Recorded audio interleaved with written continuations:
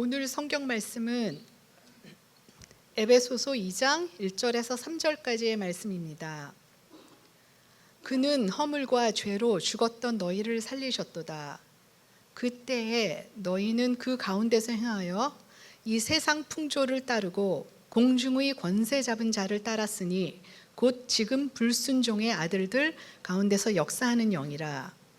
전에는 우리도 다 그 가운데서 우리 육체의 욕심을 따라 지내며 육체와 마음에 원하는 것을 하여 다른 이들과 같이 본질상 진노의 자녀이었더니.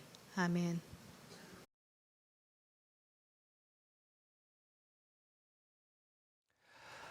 바울은 에베소 교회 편지를 쓰면서 삼위 하나님을 찬송하는 것으로 시작했습니다. 창세 전에 택하셔서 구원의 계획을 세우신 성부 하나님을 찬송하자고 했습니다. 성부 하나님께서 계획하신 일을 이루시기 위해서 이 땅에 사람의 몸을 입고 오셔서 우리의 죄를 대속하기 위해 십자가에서 피 흘려 주신 우리 성자 예수님을 찬양하자고 했습니다. 구원의 복음이 귀로만 들린 게 아니라 마음으로 들려서 믿어지게 하시고 너 내 거다라고 도장 찍고 기업의 보증이 되신 우리 성령 하나님의 영광을 찬양하자라고 했습니다. 삼위 하나님을 찬양한 바울은 기도로 그의 편지를 이어갑니다. 마음의 눈을 밝혀주셔서 부르심의 소망이 무엇인지, 기업의 영광의 풍성함이 무엇인지, 믿는 우리에게 베푸신 능력의 지극히 크심이 어떠한지를 알게 해 주십시오 라고 에베소 교회 성도들을 위해 기도했습니다. 그리고 지난 주일 본문이었습니다. 하나님의 능력이 그리스도 안에 이미 나타났다라고 했습니다. 세 가지 능력을 말씀했습니다. 첫 번째, 그리스도가 죽은 자들 가운데서 부활하실 때 하나님의 능력이 나타났습니다. 두 번째, 그리스도가 하늘에서 하나님 보좌 우편에 앉으셔서 모든 이름 위에 뛰어난 이름이 되실 때에 하나님의 능력이 나타났습니다. 그리고 세 번째, 그리스도가 모든 만물을 다스리도록 하실 때에 하나님의 능력이 나타났습니다. 그런데 부활하신 그리스도가 하나님 보좌 우편에서 모든 세상과 만물을 다스리시는데 누구를 통하여 통치하시느냐, 다스리시느냐? 저와 여러분입니다. 교회입니다. 교회의 머리 되신 그리스도께서 몸인 교회를 통하여, 우리를 통하여 만물을 통치하고 다스리십니다. 그래서 교회를 만물 안에서 만물을 충만케 하시는 이의 충만함이라 라고 했습니다. 그리스도가 먼저 교회를 충만하게 하시고 그 교회가 그리스도로 충만해져서 만물 가운데 그리스도의 충만함을 흘려보냅니다. 교회인 저와 여러분이 그리스도의 몸이고 그리스도의 손과 발이 되어서 그리스도가 하시려고 하시는 일을, 계획하신 일을 이루어 드리는 사람들이다 라는 것이죠. 여러분, 이런 영광스러운 일에 하나님께서 저와 여러분을 불러주셨습니다. 그런데 정말 우리가 그럴 만한 사람들입니까? 그럴 만한 자격이 있습니까? 대학을 다닐 때 같은 과 동기들 중에는 입학을 하고 1년 내내 불평하며 학교를 다니는 친구들이 있었습니다. 자기 실력으로는 더 좋은 대학에 들어갈 수 있었다는 겁니다. 운이 없어서 이 대학을 다니는 것이지 자기보다 공부 못했던 친구들 다 좋은 대학에 들어갔다라고 하면서 못마땅하게 생각을 하며 학교를 다니는 친구들이 있었습니다. 이런 친구들 중에는 휴학을 하고 반수를 하는 친구들도 있었고 어떤 친구는 4년 내내 그 타령을 하면서 학교를 졸업한 친구도 있었습니다. 그런 친구들과 같이 학교를 다니면서 저는 그 친구들에게 지금도 말 못한 비밀이 하나 있습니다. 그건 제가 추가 합격자라는 사실입니다. 아마 친구들 중에서 제가 꼴찌로 그 학교에 들어온 사람이었을 것입니다. 저는 그 대학에 들어가려고 재수까지 했습니다. 고3 때 떨어진 그 대학 그 학과를 재수하면서 그대로 다시 지원했습니다. 합격자 발표를 앞두고 자신이 있었습니다. 재수하면서 제가 점수를 좀 많이 올렸어요. 시험 성적도 예년보다 커트라인보다 훨씬 잘 나왔습니다. 그해 시험은 굉장히 어려워서 커트라인이 내려갈 거다라고 하는 보도는 또 한참 있었습니다. 자신 있었습니다. 합격자 발표하는 날, 그래서 전화도 해보지 않고 가족들을 다 데리고 직접 학교에 갔습니다. 그때는 학교 게시판에 합격자 명단을 쭉 붙여 놓았던 때라 가족들이 모두 사람들 그 틈에서 합격자 명단을 열심히 봤습니다. 그런데 저의 수험번호가 없었습니다. 한 번 보고 눈이 좀 침침해졌지만 2번 보고 3번 보고 제 이름이 없습니다. 실망한 채로 가족들이 멍하니 서 있었을 때 저의 누나가 저쪽 게시판 맨 끝쪽에 예비 명단을 적어 놓은 곳이 있었는데 거기서 제가 지원한 과에 2명의 예비 명단이 있었습니다. 제 수험번호는 그 중에서 2번째였습니다. 그때는 지금처럼 한 사람이 여러 대학을 복수로 지원하던 때가 아니라 한 사람이 한 곳만 지원했습니다. 거기다가 선지원 후 시험. 자기가 가고 싶은 대학에 지원을 하고 그 대학에 가서 시험을 봤습니다. 그러니 합격자 중에 등록을 안 하는 사람은 거의 없었습니다. 마음을 졸이며 며칠을 지냈는데 드디어 학교에서 전화가 왔습니다. 돈 내라는 전화가 그렇게 반가울 수가 없었습니다. 제가 학교를 어떤 마음으로 다녔을까요? 저는 불평하는 마음이 없었습니다. 같은 학교를 재수해서 들어갔습니다. 그것도 떨어졌다가 겨우 붙여줘서 다니게 되었습니다. 내가 이 과에서, 우리 과에서, 이 친구들 중에서 꼴찌로 들어왔구나, 운이 좋아서 붙었구나, 그런 마음을 가졌으니 그냥 감사하면서 다녔습니다. 신앙생활하면서 왜 은혜가 없고 왜 감사가 없을까요? 자기가 잘나서 구원받았다고 생각하기 때문입니다. 자기가 어떤 상태에서 구원받았는지 모르기 때문입니다. 그걸 안다면 건방을 떨 수가 없습니다. 그저 감사하고 감격할 수밖에 없습니다. 오늘 본문을 보면 바울은 이전에 우리가 어떤 사람이었는지, 그리스도를 만나기 전에 우리가 어떤 상태에 있었는지 3가지로 말씀합니다. 먼저 1절을 보면 우리는 허물과 죄로 죽었던 사람이었습니다. 어렸을 때 집에서 크리스마스 트리를 만든 적이 있습니다. 남양주 시골에 살았을 때라 아버지가 뒷산에 가셔서 작고 예쁜 소나무를 베어 오셨습니다. 지금 그렇게 하시면 안 됩니다.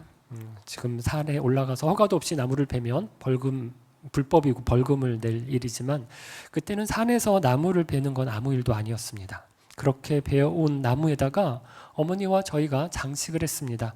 흰 솜을 붙이고 방울도 달고 빨간 양말도 걸고 별도 달고 각양각색의 전구도 달았습니다. 그런데 여러분, 이 크리스마스 트리는 죽었습니까? 살았습니까? 이 나무는 죽었습니다. 잠시 동안 푸른 잎을 자랑하며 살아있는 듯 보이지만 실제로 이 나무는 죽은 나무입니다. 밑동이 잘릴 때 뿌리에서 떨어진 순간 이미 죽은 겁니다. 생명줄에서 떨어져 나갔기 때문입니다. 한동안 살아있는 것처럼 보이는 이유는 나무 뿌리에서 잘리기 전에 흡수했던 수분과 영양분 남아있기 때문입니다. 크리스마스 트리는 그 동안만 사용할 뿐입니다. 나무 자체로 보면 장식을 많이 달았느냐 아니면 적게 했느냐 차이일 뿐 죽었습니다. 크리스마스 절기가 지나면 그 나무는 곧바로 쓰레기장에 버려질 겁니다. 오늘 본문은 우리도 크리스마스 트리와 같다고 말합니다. 살아있는 것 같지만 실은 죽었습니다. 하나님으로부터 잘려 나왔을 때 이미 죽었습니다. 사람이 하나님 없이도 살 수 있다고 하나님을 거역하는 순간 죽었습니다. 우리 눈에는 80, 90을 사는 것 같지만 실상 하나님 보시기엔, 영적으로 보기엔 죽은 것입니다. 아직 크리스마스 트리가 화려하게 뽐내고 있는 것은 시즌이 지나지 않았기 때문입니다. 크리스마스 트리와 다름없는 인생은 결국 어디로 갑니까? 쓰레기통에 버려집니다. 지옥은 생명이 없는 사람들이 가는 영적 쓰레기통이라 말할 수 있을 것입니다. 크리스마스 트리 같은 사람들이 지옥에 가기 전까지 하는 일이 무엇입니까? 한평생 하는 일이 크리스마스 트리를 장식하는 일입니다. 진짜 생명이 없기 때문에 장식하는 일 이외에는 별다른 의미가 없습니다. 지식, 돈, 출세, 명예, 화려한 보석, 장신구, 호화로운 집, 큰 차, 사치스러운 옷, 이런 것 가지고 자기를 꾸미고 장식하기에 바쁩니다. 하지만 다 떼어낼 때가 있습니다. 버려질 때가 있습니다. 특급 호텔 로비에 있는 훌륭하고 화려한 틀이나 그렇지 않은 별 볼 일 없는 초라한 틀이나 할 것 없이 시간이 지나면 쓰레기통으로 향하는 것은 마찬가지입니다.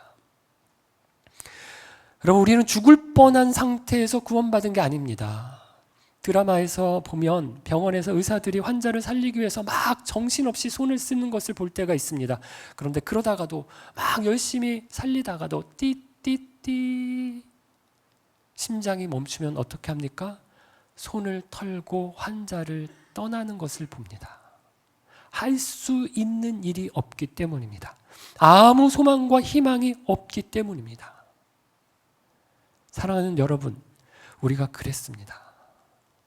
아무 희망이 없는 죽었던 상태였습니다. 거기서 우리를 구원해 주셨다는 것을 생각하면서 기억하면서 하나님 앞에 감사하십시오. 이보다 더 큰 은혜는 없습니다. 두 번째, 그리스도를 만나기 전 우리는 따라하는 자들이었습니다. 2절과 3절입니다. 그때 너희는 그 가운데서 행하여 이 세상 풍조를 따르고 공중의 권세 잡은 자를 따랐으니 곧 지금 불순종의 아들들 가운데서 역사하는 영이라. 전에는 우리도 다 그 가운데서 우리 육체의 욕심을 따라 지내며 육체와 마음에 원하는 것을 하였다라고 말씀합니다. 본문을 보면 우리가 따랐다고 합니다. 우리가 따랐던 세 가지가 무엇입니까? 세상 풍조를 따르고 공중의 권세 잡은 자를 따르고 육체의 욕심을 따랐습니다. 우리의 영적인 원수 삼총사 잘 기억하십시오. 세상 풍조와 공중의 권세 잡은 자와 육체의 욕심입니다. 세상 풍조를 따른다는 것은 세상의 길, 세상 사람들이 사는 방식대로 사는 걸 말합니다. 로마서 12장 2절은 이렇게 말합니다. 사도 바울이 너희는 이 세대를 본받지 말고 라고 말합니다. 얼마나 잘못된 가치관과 사고방식이 우리를 둘러싸고 우리를 인도하고 있습니까? 성공해라, 높아져라, 감정에 충실해라. 성공한 쿠데타는 처벌할 수 없다는 말을 합니다. 성공하면 방법은 다 용서가 된다는 말입니다. 옛날에는 가난해도 존경을 받았습니다. 요즘은 가난하면 무능한 사람입니다. 수단과 방법을 가리지 말고 부자가 돼 돈을 버는 것이 최고입니다. 사랑하면 몸도 따라가야 된다. 죽을 몸뚱이, 썩을 몸뚱이 뭐하러 아끼냐 이러면서 쾌락을 추구합니다. 쉽게 잠자리를 갖습니다. 결혼을 해도 애인 하나쯤 두는 것을 예사롭게 생각합니다. 인본주의, 성공주의, 능력주의, 물질 만능주의, 쾌락주의 모두가 하나님과 거리가 먼 세상 풍조입니다. 공중의 권세 잡은 자를 따른다는 것은 마귀를 묘사한 것입니다. 실제로 많은 악령들이 우리 주위에 포진해 있으면서 우리를 삼키려 노리고 있습니다. 저의 장인이 목사님이신데 가끔 한창 때 젊었을 때 귀신을 쫓아내던 이야기를 무용담처럼 하시는 것을 들었습니다. 못 살고 가난했을 때 실제로 귀신 들린 사람이 많아서 장인과 같은 시대에 목사님들은 기도하면서 귀신을 쫓아내셨습니다. 그러면 지금은 귀신 들린 사람이 없을까요? 저는 그렇게 보지 않습니다. 귀신이 들어와서 사람을 그때처럼 사로잡지는 않습니다. 눈이 막 뒤집어지고 거품을 물고 방방 뛰고 소리를 고래고래 지르면서 우리에게 그렇게 귀신이 들어와서 역사하지는 않습니다. 지금은 굉장히 세련되게 들어옵니다. 점잖게 말하지만 악한 말로 사람을 꿰고 거짓말로 이간질을 시키고 음욕을 품게 합니다. 가만히 있다가 욱하는 성질이 나서 말로 표정으로 사람들에게 상처를 줍니다. 공중의 권세 잡은 자를 따르는 것입니다. 악한 영의 역사입니다. 여러분, 마귀를 공중의 권세 잡은 자라고 말하는 것은 그만큼 권세가 크다는 것입니다. 만만히 보지 말아야 합니다. 공중은 보이지 않습니다. 하지만 우리 주위가 다 공중입니다. 마귀가 우리 주위에 있습니다. 그것도 권세를 잡고 있습니다. 까딱하는 순간 우리를 삼킵니다. 넘어뜨립니다. 누가 자신할 수 있을까요? 하나님께서 내 마음에 합한 자다라고 하신 사람이 있습니다. 누굽니까? 다윗입니다. 그런데 다윗이 무슨 죄를 지었습니까? 벌건 대낮에 목욕하는 자기 신하의 아내를 봅니다. 그리고 그 아내 밧세바를 데려다가 간음을 합니다. 그 죄를 감추기 위해서 남편인 우리아를 죽입니다. 아주 잠깐입니다. 넋을 놓고 방심하고 있을 때 공중의 권세 잡은 자 마귀가 다윗을 삼킨 것입니다. 육체 욕심을 따르는 것은 우리의 본성이 악하다는 말입니다. 육체가 악한 건 아닙니다. 몸이 악하지 않습니다. 육체가 원하는 음식이나 잠이나 성은 그 자체로 악한 건 아닙니다. 한때 기독교에서는 육과 영을 구분하고 육은 속되고 악한 것이요 영만 거룩한 것이다 가르쳤습니다. 몸은 다 썩어 없어질 것이고 영만 영원한 것이다 라고 가르쳤습니다. 그러나 여러분, 그렇지 않습니다. 부활절이 이제 얼마 남지 않았는데 예수님이 부활하셨습니다. 근데 여러분, 예수님의 무엇이 부활하신 것입니까? 혼이 부활해서 다니신 게 아닙니다. 몸이 부활하셨습니다. 몸이 부활하셨기 때문에 예수님께서 제자들을 만나셔서 당신을 보여주셨습니다. 같이 이야기를 나누셨습니다. 그리고 봐라, 너 봐라, 못자국과 창자국을 보여주셨습니다. 제자들과 함께 대화하고 잡수셨습니다. 예수님의 몸이 부활하신 것입니다. 여러분, 예수님이 재림하실 때 우리의 몸이 부활합니다. 살아있을 때 예수님 오시면 살아있는 우리의 몸이 새로운 몸, 부활의 몸, 영광스러운 몸을 입게 될 것입니다. 놀랍게 변화될 것입니다. 죽은 다음에 예수님이 오시면 썩은 우리 몸, 화장해서 가루가 되어서 뿌려진 우리의 몸을 새롭게 일으키실 것입니다.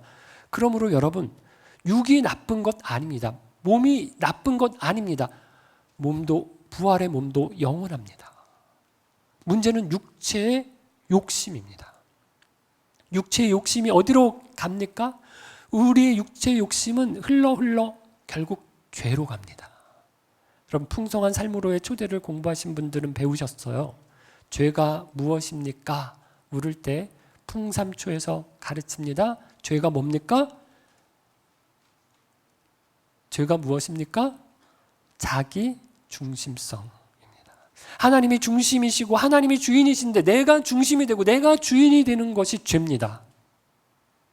여러분, 우리는 거의 본능적으로 자기 중심적으로 생각하고 말합니다. 어떤 사건이 일어납니다. 무슨 일이 생깁니다.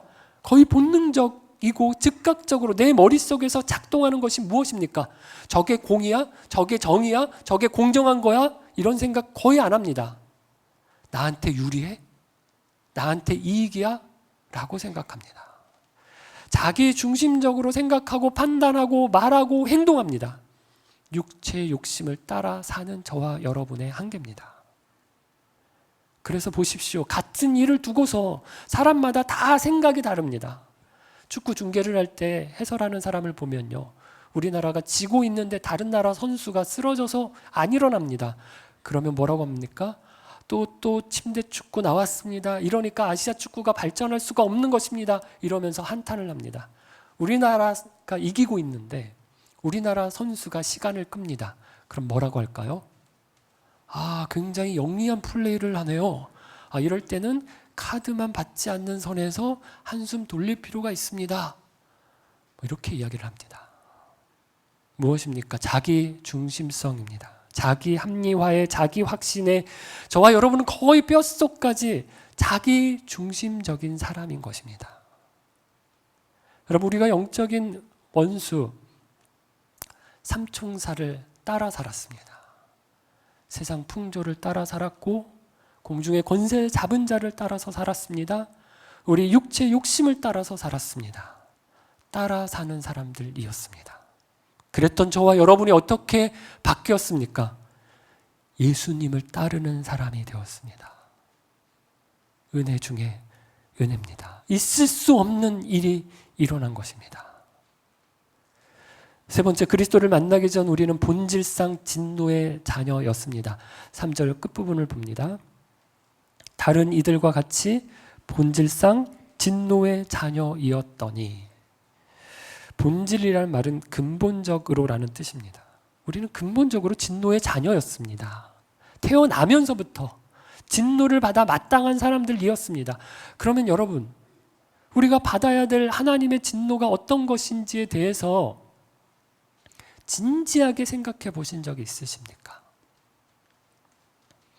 우리가 하나님의 사랑에 대해서 많이 말합니다. 하나님의 긍휼과 자비와 은혜를 많이 말합니다. 그러나 하나님의 진노와 하나님의 심판에 대해서는 잘 말하지 않습니다.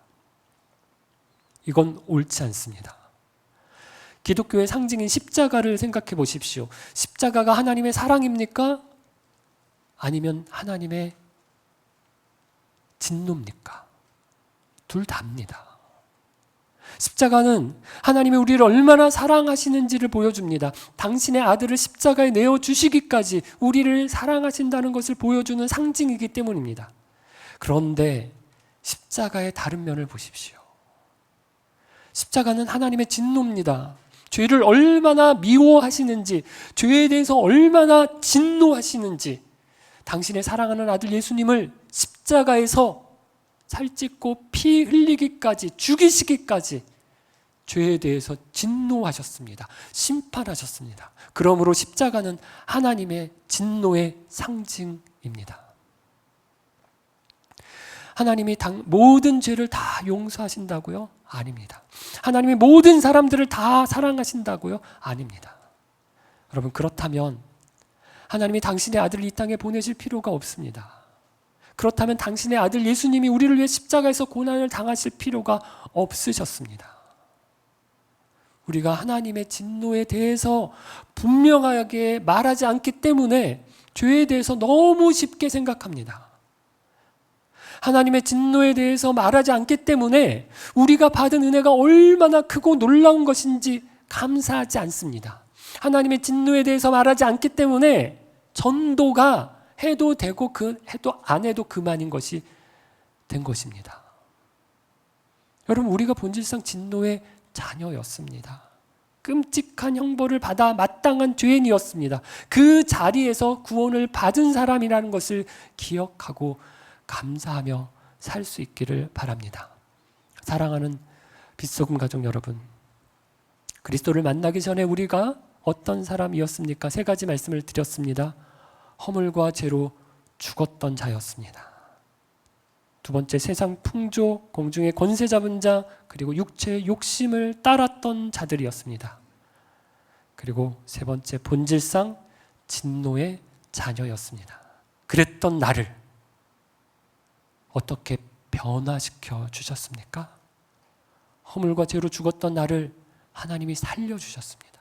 영원한 생명 허락해 주셨습니다. 원수를 따라서 살던 나를 예수님을 따라 사는 예수님의 제자로 삼아주셨습니다. 세 번째, 본질상 진노의 자녀였던 나를 사랑받는 하나님의 자녀로 삼아주셨습니다. 바울이 이 편지를 쓰면서 그리스도를 만나기 전에 자신이 어떤 사람이었는지를 생각하면서 이 부분을 썼을 거라고 생각합니다. 바울은 그리스도인들을 잡아 가두는 사람이었습니다. 스데반이 돌에 맞아 죽을 때 사람들의 옷을 맡아주며 잘한다, 더 많이 던져라, 그렇게 응원하던 사람이었습니다. 다메섹으로 가던 길에 예수님이 바울을 만나 이렇게 말씀하셨습니다. 왜 나를 핍박하느냐? 바울은 예수님을 핍박하는 사람이었습니다. 그런 자신을 불러서 예수님의 몸이 되게 하셨습니다. 손과 발이 되게 하셨습니다. 예수님이 생각하시고 계획하시고 뜻하시는 것을 이루어드리는 사람, 예수님이 마음에 가지고 계신 그 소원을 풀어드리는 사람으로 바울을 불러주셨습니다. 그 사실을 알고 너무 감사하고 감격하여 지금 이 편지를 기록하고 있는 것입니다. 바울은 그 은혜에 감격하여 나 같은 죄인 살려주신 그 하나님을 감사하며 찬양하지 않을 수 없었습니다. 그리고 그의 삶을 보십시오. 그리스도를 만나지 못한 사람을 위해서 그리스도를 만날 때 어떤 은혜, 어떤 사랑, 어떤 용서, 어떤 기쁨이 있는지를 증거하는 일에 자신의 전 삶을 걸었습니다. 자기의 생명을 아끼지 않고 온전히 드렸습니다. 여러분, 지금 핸드폰을 한번 꺼내 보십시오. 그리고 카톡을 한번 열어 보십시오. 카톡에 있는 친구들 중에서 한 사람을 좀 정해 보십시오. 아직 그리스도를 만나지 못한 사람, 한 사람을 좀 카톡에서 찾아서 그 사람에게 메시지를 한번 보내겠습니다. 지금 적어봅시다. 예배 시간이니까 길게 보내지 마시고 간단하게만이라도 한번 보내보십시오. 사랑하는 친구 누구야? 잘 지내니? 오늘 예배 시간에 말씀을 듣다가 문득 네가 떠올라서 카톡을 보낸다. 우리 이번 주에 한번 볼 수 있겠니? 시간 내줄 수 있어? 여러분, 어떤 내용이라도 좋습니다. 안부를 묻고 관심을 표현해 보십시오.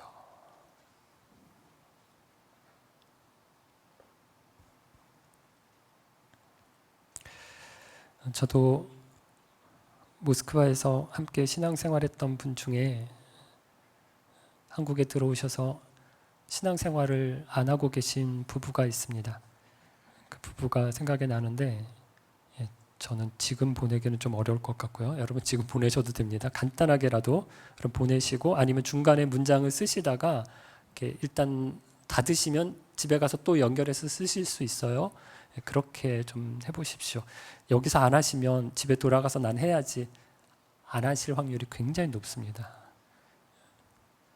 여러분의 육체의 욕심이 안 하게 될 확률이 있습니다. 그 친구가 내가 만난 그리스도를 만나기를 진심으로 원한다면 그 친구에게 그리스도를 이야기할 기회를 허락해 달라고 우리 주님께 기도하십시오. 기회를 엿보시기를 바랍니다. 그리고 내가 만난 그리스도를 간증하고 전하시기 바랍니다. 그리스도를 만나기 전 저와 여러분이 어떤 사람이었는지를 생각하며 하나님께 감사하기를 바랍니다. 여전히 그리스도를 만나지 못한 가족이나 이웃이 있다면 주님, 내가 만난 그리스도 그들도 만나게 해 주옵소서. 내가 얻은 이 은혜 그들도 얻게 해 주옵소서. 우리 하나님의 은혜를 구하며 기도하는 저와 여러분 되기를 바랍니다. 함께 찬양 드리겠습니다.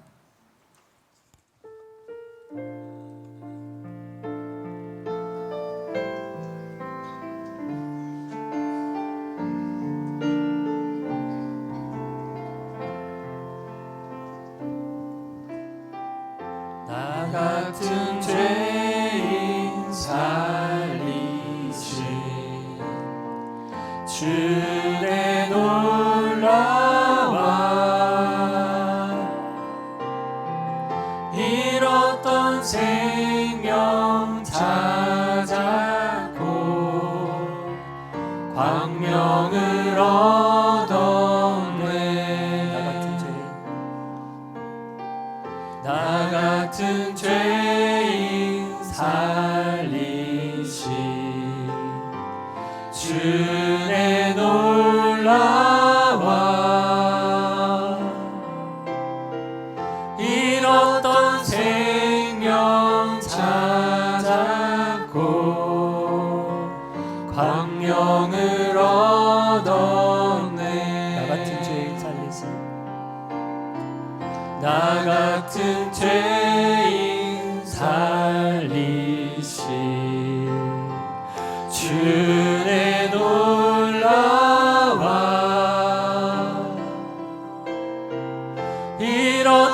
생명 찾았고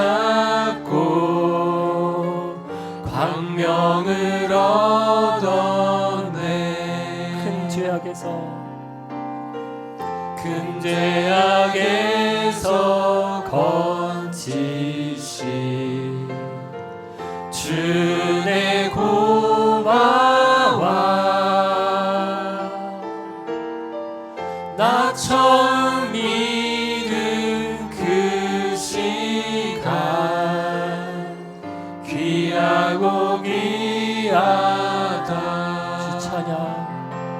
주 찬양,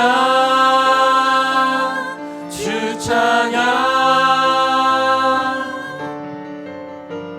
내 마음 다해 주 찬양, 주 찬양. 내 생명 다해.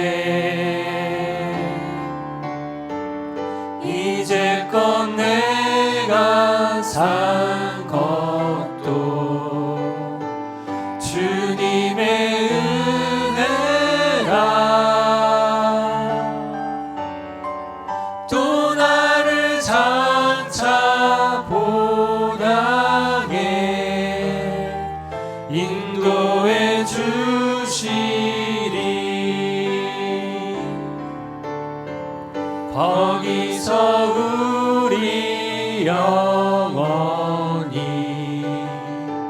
주님의 은혜로 해처럼 밝게 살면서 주 찬양하리라. 주 찬양, 주 찬양. 내 마음 다해 주 찬양, 주 찬양. 내 생명 다해.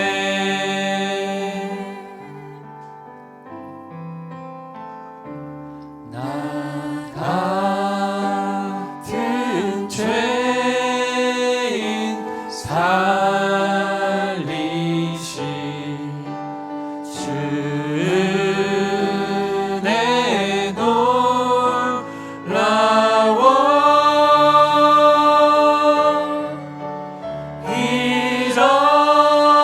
잃었던 생명 찾았고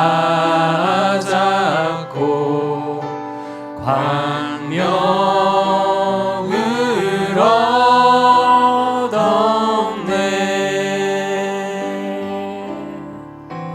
나 같은 죄인 살리시 주 은혜 놀라워.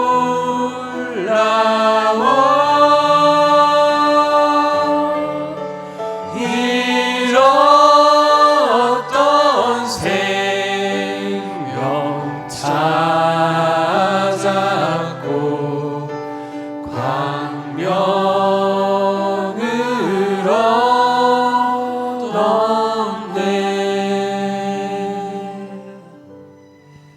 말씀을 생각하며 두 가지를 놓고 함께 기도하겠습니다. 먼저 감사하며 기도하겠습니다. 나 같은 죄인 살리신 주님의 은혜가 참으로 크고 놀랍습니다. 죽었던 나를 살려주셨습니다.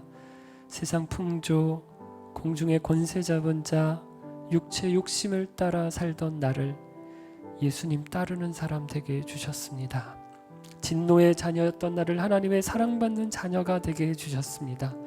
놀라운 사랑과 은혜 받은 것을 깨달아서 하나님을 찬양하고 예배하고 높여드리는 삶 살아가게 해주옵소서. 상황과 형편이 어떠하든지 간에 하나님 한 분만으로 나를 구원하여 주신 그 은혜 하나만으로도 감사하며 감격하는 삶 살게 해 주옵소서. 이어서 기도할 때 하나님이 찾으시는 한 영혼을 생각하면서 기도하겠습니다. 그리스도를 만나지 못한 이들은 살았으나 죽은 것과 같습니다. 죄를 따라서 살면서 진노의 자녀로 살고 있습니다. 주님, 이들에게 내가 만난 그리스도를 소개하기를 원합니다. 내게 일어난 변화가 그들에게도 일어나게 해 주옵소서. 이번 주 그 사람에게 연락하고 만나고 인격적인 교제를 나눌 때 주님이 인도해 주시고 역사하여 주옵소서. 우리 함께 기도하겠습니다. 하나님 아버지 앞에 나와서 드렸습니다. 주님의 은혜를 구하면서 드렸습니다. 놀라우신 은혜와 사랑을 베풀어 주신 것에 감사하면서 하나님 앞에 찬양을 올려드립니다. 나에게 행하신 놀라운 구원의 일에 감사하며 감격하며 하나님 앞에 찬송과 찬양을 올려드립니다. 하나님, 죽었던 나를 살려주셨습니다.